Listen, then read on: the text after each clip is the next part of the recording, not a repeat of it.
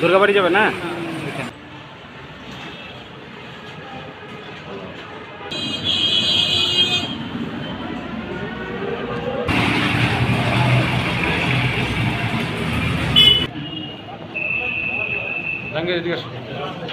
আমরা মনে করি নিরাপত্তার ব্যবস্থা হচ্ছে এবং আস্তে আস্তে পুলিশ অনেক জায়গায় কনফিডেন্স পেয়েছে, নিরাপত্তা দিচ্ছে। অনেক মানুষের মধ্যে বোধোদয় হয়েছে যে এই জিনিসটা একটা ন্যাক্কারজনক ঘটনা, এটা করাটা ঠিক না। বাংলাদেশ সম্প্রীতির দেশ। আমরা কোন সব মত যাতে একসাথে, সব মতপথের মানুষ যাতে একসাথে থাকে, হারমোনির সাথে, সম্প্রীতির সাথে, সেটা আমাদেরকে দেখতে হবে। আপনি যেটা যদি মনে হয় যে না এই জায়গায় আমার যাওয়া ভাল লাগছে না, আমি এটা নেই না, আপনি যাবেন না।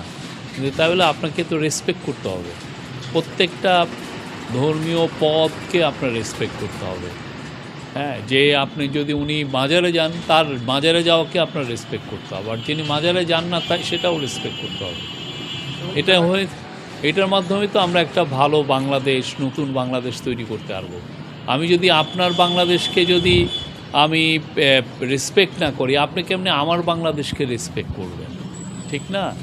আমার বাংলাদেশে আছে আমি মাজারে যাই, আপনার বাংলাদেশে আপনি মাজারে যান না। হ্যাঁ, কিন্তু আমরা তো সবাই মিলে তো বাংলাদেশ, পুরোটা মিলেই তো আমি বাংলাদেশ।